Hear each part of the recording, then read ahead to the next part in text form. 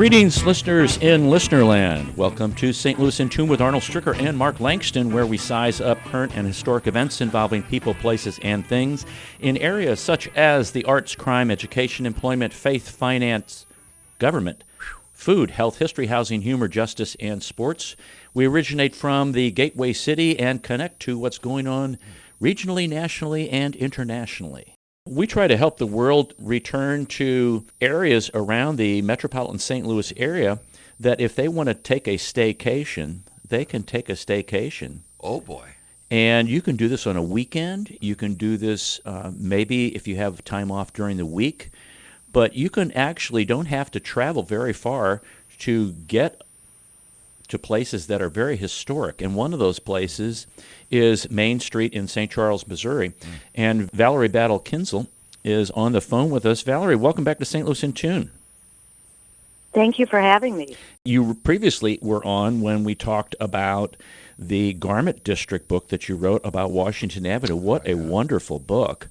And thank you. That is just like a treasure trove. And this one, when I got a hold of this one, it was like, I'm familiar with Main Street, St. Charles, but I had no clue about all of this. You did tremendous amount of research. How long did it take you to get this book together? Well, I live in St. Charles County, and I've lived out there for almost 40 years. So it's been a lifelong interest, I guess. Putting the book together was about 5 or 6 months. But I'm one of those history nerd people. I'm always questioning, and so I wander around St. Charles. I've been doing that and watched its progress from sort of a tired little town to what it is today, which is historic, and it's history happening, and it's also alive and vibrant with clubs and shops and such. So it's just been sort of a progression. I've just watched it. I love to walk, so why not do a walking tour book that pulls in a little exercise and a little brain exercise as well. So when you talk about a walking tour book, describe how many walks are in here and what people will see. And if they do this, they really need to take the book. They just don't need to walk up and down Main Street in St. Charles. They need the book to do this. Well, the book would help tell the backstory of a lot of the buildings and the places in the street. The book has 4 walks: North Main Street Loop, South Main Street Loop, Riverfront Loop, down by the Lewis and Clark Boathouse and down by the Missouri River, and then a small Frenchtown Loop. And there's a couple of little side trips, if you will, within those 4 walks. And the walks are relatively short. Somebody asked me, well, can you do it all in one day? Yes, the answer is yes. If you are accustomed to walking and you don't want to spend a lot of time gawking or reading, yeah, you can walk it all. But personally, I like doing just one area at a time and soaking up the ambiance and reading about the history and just trying to figure out how it relates to what we do and how we live today in St. Charles.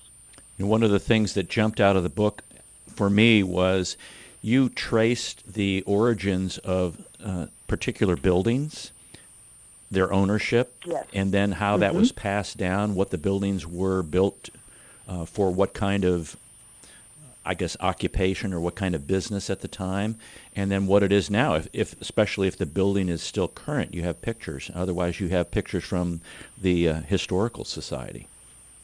Yes.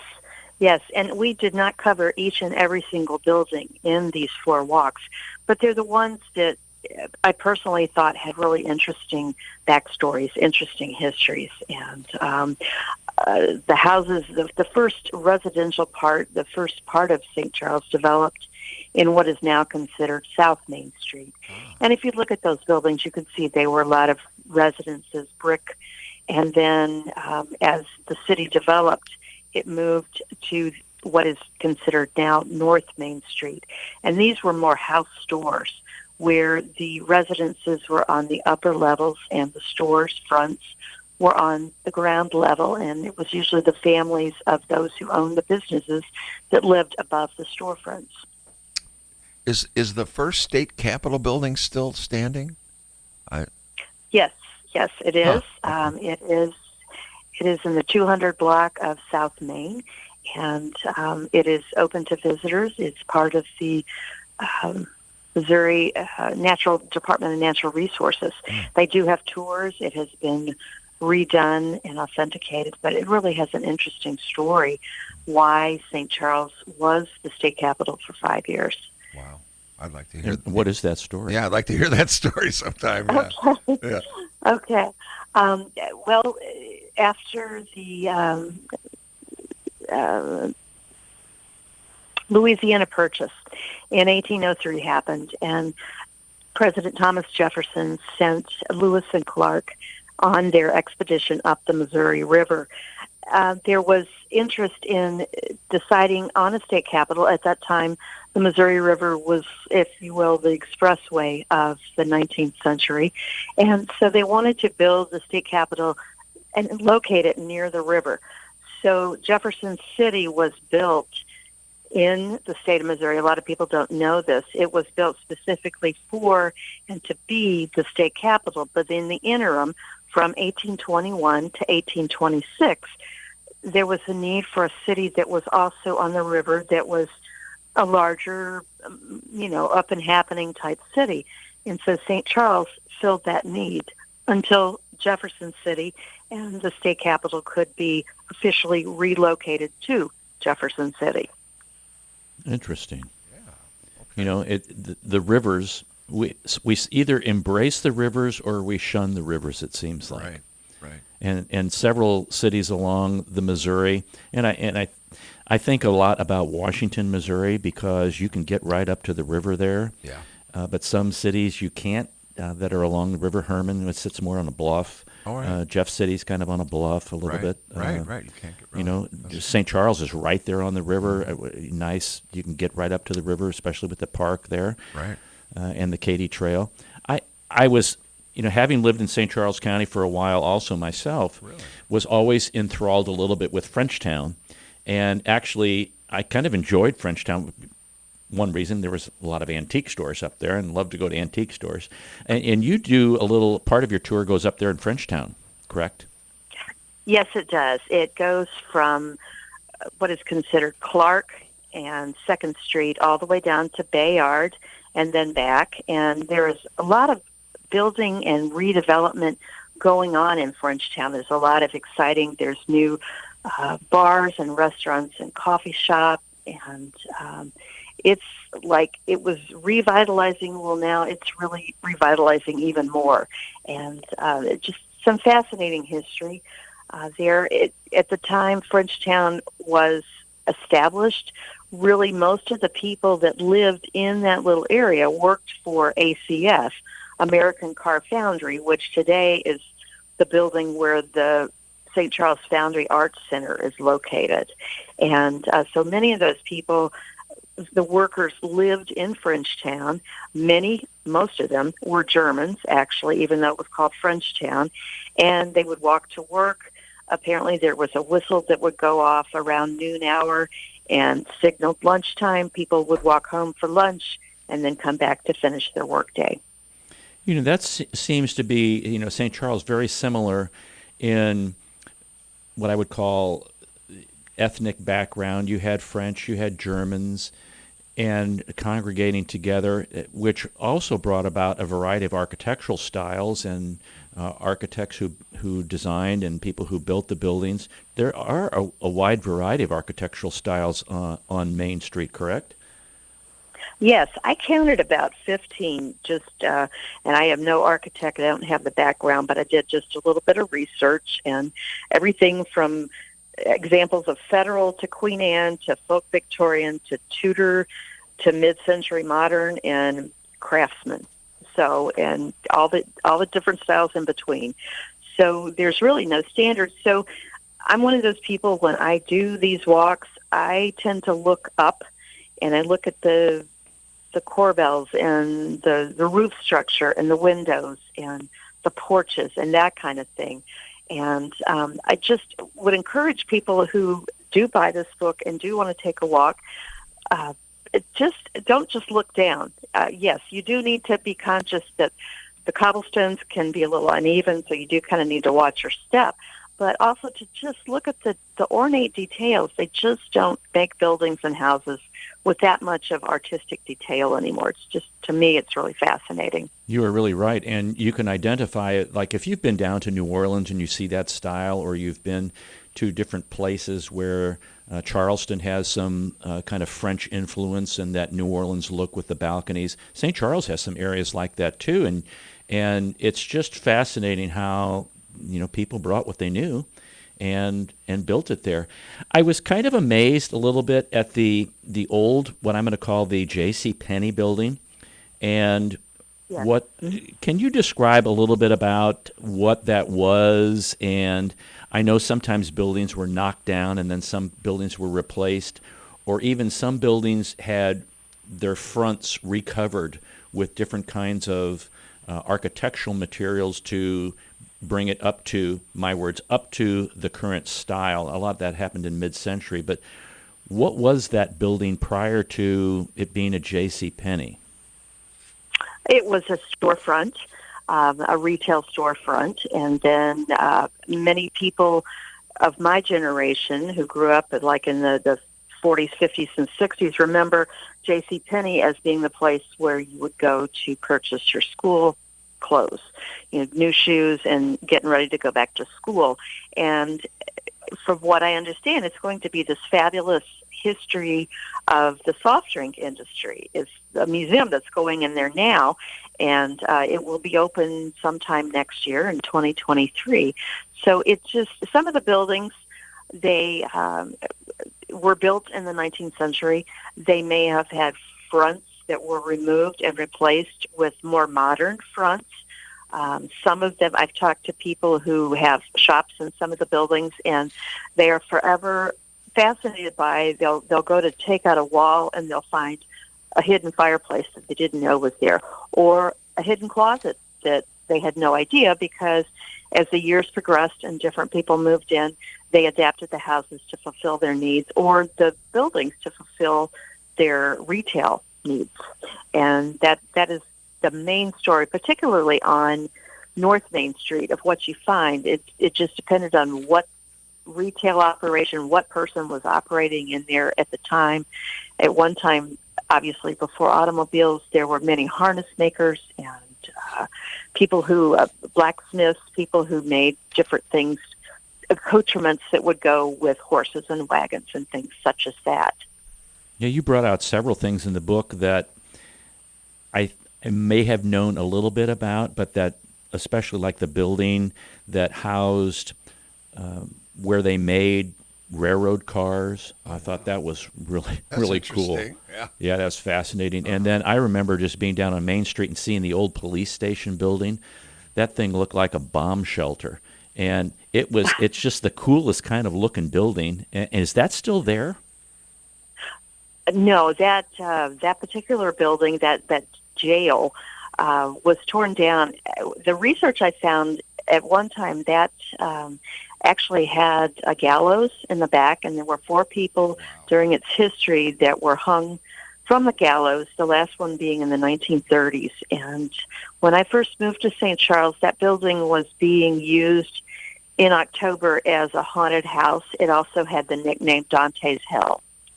Wow. So your imagination can carry from there. But no, that building no longer exists. Is that the one that had like an antique store, paper place in the basement? Or am I thinking of something? No, that's a different store. Oh, Yeah. okay. And at one time, part of the police department was located in what is now 101 South Main Street, which is the St. Charles County Historical Society building. And during Festival of the Little Hills, I had a woman who came to me and said, my dad was a policeman, and there were 4 of us kids. He took us all down there as teenagers, and he showed us that they had shackles attached to the walls, and that's where they would hold people who perhaps had had too much to drink until they could process them. And so he put his 4 children in these shackles and said, if you don't behave, this is what happens to you. Oh, that's terrible. Gee whiz. You can't make this stuff up. No, no, thank goodness. It's like I always thought, as the street was pronounced, Boonslick. It's actually Boone's Lick. It's Oh, not Boone's Yes. Slick. It's Boone's Lick Road. is that right? And did that have to do with like salt or anything like that? Okay. The backstory on that is Daniel Boone and his family settled close to St. Charles, and if you know, like down the Defiance area. And they made a trail that went through Cottleville and on to central Missouri. And yes, there were salt mines. They had a very successful salt business. Salt, if you know much about preservation of foods, it was Right. really an important thing, especially for meats during the the early years before refrigeration. So they had a very successful salt mine. Their trail that went to Cottleville and on to central Missouri eventually went across the state of Missouri, and it was called Boone's Lick Road, and a salt lick. That's what it refers to. And it eventually connected to what became the Santa Fe Trail and the Oregon Trail. So this was a really important artery, if you will, on the westward expansion in the United States in the 19th century. You also talk about the place where Lewis and Clark landed to get some supplies. I thought that was pretty fascinating. I didn't know this, that the Louis Blanchette was the French-Canadian hunter who established the settlement. I was not aware of that. Yes. Also, he and other settlers called it Les Petites Côtes, the Little Hills. And I always wondered, well, where did the Festival of the Little Hills come from? And then Spanish rule, it was called San Carlos de la Pequeñas. I guess that's Cuestas. Yes. St. Charles That's of the pretty Little close. Hills. Yeah. I don't speak Spanish. I don't either. I found that so fascinating. It's like, okay, now it all makes sense. You know, why names have, specific people or some origins that have some historic value. And you brought that out in the introduction, which to me set the whole stage for what I was going to experience with the rest of the book. And I thank you for that. That was fascinating. Well, you're welcome. But I think a lot of people don't realize how really important St. Charles has been and continues to be to the state of Missouri and also to history. It's had a really interesting place in history. I agree. But I think to save time, to look at how it has been redeveloped and has been revitalized. And by the late 1960s, early 70s, it apparently was looking pretty shabby. There were walls that were leaning, there were crumbling chimneys, and wooden windows that had rotted out. I talked to one lady at the Festival of the Little Hills. She lived down there in the early 70s, and she said she paid $35 a month to live on North Main Street in a place that had no electricity and no running water. But she was young, and $35 was affordable for her, so she did Yeah. what she had to do. Wow. So it's come a long way. What you see now, which St. Charles, the Main Street area, has been called the Williamsburg of the West, because it has been so carefully and wonderfully revitalized. But you have to remember, it went through a down period, and now it's back up.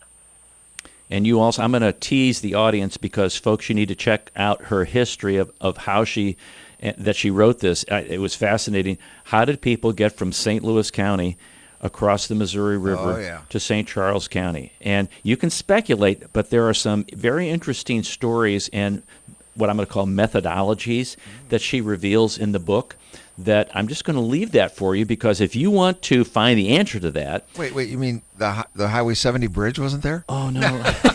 No. Not at that point. Okay. Main Street, a St. Charles, Missouri, a walk-through history by Valerie Battle Kinzel, and it's available through Reedy Press. And you're going to be doing a book signing on September 17th from 1 o'clock to 3 o'clock out there on Main Street, correct? Yes, at Main Street Books, which has a whole story itself. It's one of the older buildings on South Main Street, and really has a storied history, and it's great. One of the the jewels of independent bookstores in the St. Louis area. And so it's 1 to 3, and I encourage anybody to come down, and I'll be there, and we can talk about different interesting things that have to do with Main Street or whatever. But it should be a good time. So that's Saturday, September 17th from 1 o'clock to 3 o'clock, Main Street Books, 307 South Main Street in St. Charles, Missouri. Valerie, thanks very much for coming on. We appreciate it. Thank you. Okay, well, thank you so much. And if you are inclined to take a walk, put your shoes on and come on out to St. Charles. Oh, yeah. That sounds great. Oh, We yeah. will do that. Thanks, Valerie. Okay. Thanks, Thank Valerie. you. Have a wonderful day. So that book, folks, again, is called Main Street, St. Charles, Missouri, A Walk Through History by Valerie Battle Kinzel.